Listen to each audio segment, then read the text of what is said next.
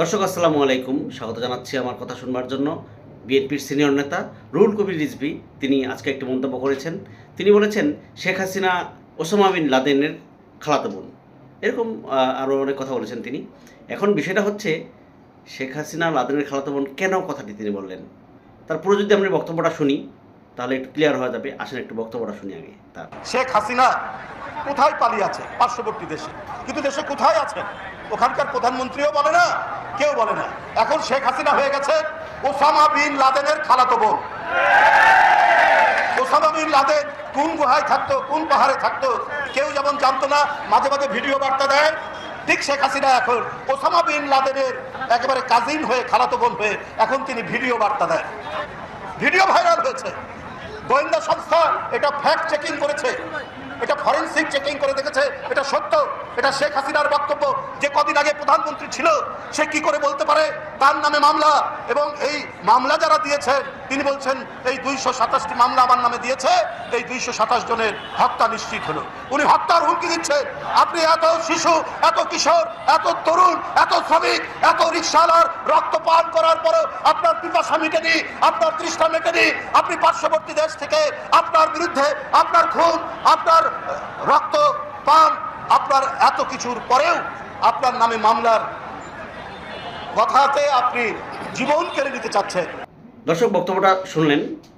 তিনি আসলে বলতে চেয়েছেন যে ওসামা বিন লাদেনকে যখন আফগানিস্তানে অনেক খোঁজাখুঁজি করা হচ্ছিল, তাকে পাওয়া যাচ্ছিল না, তিনি মাঝে মধ্যেই বিভিন্ন গুহা থেকে বক্তব্য দিচ্ছিলেন এবং সেটা প্রচার হচ্ছিল। তো তিনি গুহার মধ্যে থাকতেন, আমরা সেরকমই কিন্তু জানি। তো এই বিষয়টা টেনে আজকে রুহুল কবির রিজভী সাহেব বলেছেন যে শেখ হাসিনা কোথায় আছেন, ভারতে আছেন, কিন্তু কোথায় আছেন আমরা কেউই জানি না। ভারতের সরকার থেকেও কিছু বলা হচ্ছে না, ভারতের প্রধানমন্ত্রী নরেন্দ্র মোদী তিনিও কিছু বলছেন না।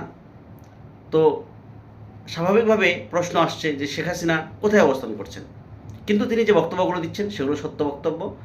তিনি বিভিন্ন ভার্চুয়ালি বিভিন্নভাবে তিনি যুক্ত হচ্ছেন আওয়ামী লীগের নেতাকর্মীদের সাথে, আওয়ামী লীগের মিটিংয়ে, এবং কথা বলছেন।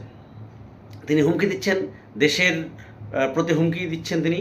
তারপরে হচ্ছে ডক্টর ইউনূসের প্রতি তিনি হুমকি দিচ্ছেন। ডক্টর ইউনূসকে তিনি দেখে নেবেন, তিনি ডক্টর ইউনূসের বিচার করবেন। বাংলাদেশের বর্তমান যে প্রশাসন আছে, বর্তমান যারা দেশ চালাচ্ছেন তাদের তিনি দেখে নেবেন, তিনি কড়াইগন্ডা হিসাব নেবেন। 32 নম্বর যারা ভাঙচুর করেছে, যারা ভেঙেছে তাদের তিনি দেখে নেবেন, জামাত শিবিরকে তিনি দেখে নেবেন। এরকম নানান কথাবার্তা কিন্তু তিনি বলছেন।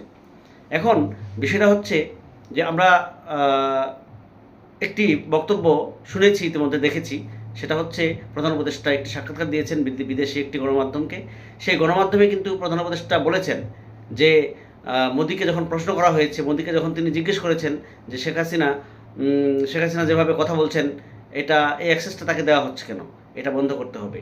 তো মোদি তাকে কি বলেছেন, আমাদের প্রধান উপদেষ্টাকে মোদি সরাসরি বলেছেন প্রধান উপদেষ্টাকে যে তিনি শেখ হাসিনাকে থামাতে পারবেন না, শেখ হাসিনার বক্তব্য থামাতে পারবেন না।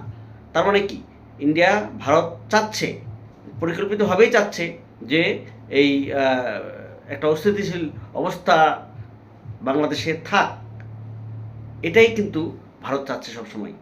একই সাথে আমরা কিন্তু দেখতেই পাচ্ছি ভারতের মিডিয়া যেভাবে প্রোপাগান্ডা চালাচ্ছে, মিথ্যা প্রচারণা ছড়াচ্ছে, গুজব ছড়াচ্ছে।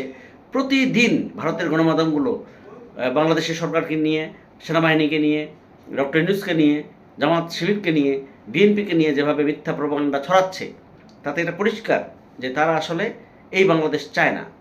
বাংলাদেশ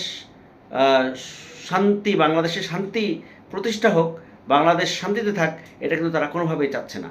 তো সে জায়গায় আমরা বলতেই পারি যে ভারত আসলে আমাদের কখনোই ভালো চায়নি। আমরা গত 55-56 বছর দেখেছি তারা বাংলাদেশ থেকে শুধু লুট করেই নিয়ে গেছে। আপনার স্বাধীনতার পর থেকে শুরু করে এখন মানে আওয়ামী লীগ সরকার পর্যন্ত, আওয়ামী লীগের শেখ হাসিনা যেদিন 5ই আগস্ট পালিয়ে গেল তার আগ পর্যন্ত কিন্তু আমরা সেটাই দেখেছি যে বাংলাদেশ থেকে তারা শুধু পেয়েই গেছেন, কিন্তু বাংলাদেশকে তারা কিছু দেননি। এটা হচ্ছে চরম একটা সত্য কথা। তো এই জায়গায় ভারতকে আমরা বন্ধু হিসাবে চিন্তা করব কি না সেটা নিয়ে কিন্তু আমাদেরকে সিদ্ধান্ত নিতে হবে। যারা এখনও সিদ্ধান্ত নিতে পারছেন না তাদেরকে অবশ্যই সিদ্ধান্ত নিতে হবে যে ভারত আসলে আমাদের বাংলাদেশের জন্য কখনোই মঙ্গলজনক নয়। ভারত বাংলাদেশকে ভালো দেখতে চায় না, শান্তিতে থাকুক বাংলাদেশ, এটা কিন্তু কখনোই চায় না। রুহুল কবির রিজভী, তাকে আমি ধন্যবাদ জানাতে চাই, তিনি সুন্দর কিছু কথা বলেছেন। এইগুলো আমাদের কিন্তু আমলও নিতে হবে। আমাদের সরকার প্রশাসন এবং বিচার ব্যবস্থাকে দ্রুত শেখ হাসিনাকে ফিরিয়ে আনার ব্যাপারে যা যা পদক্ষেপ নেওয়া দরকার, দ্রুত সেসব পদক্ষেপ নেওয়া জরুরি এবং নিতে হবে, ফেরত আনতে হবে বাংলাদেশে।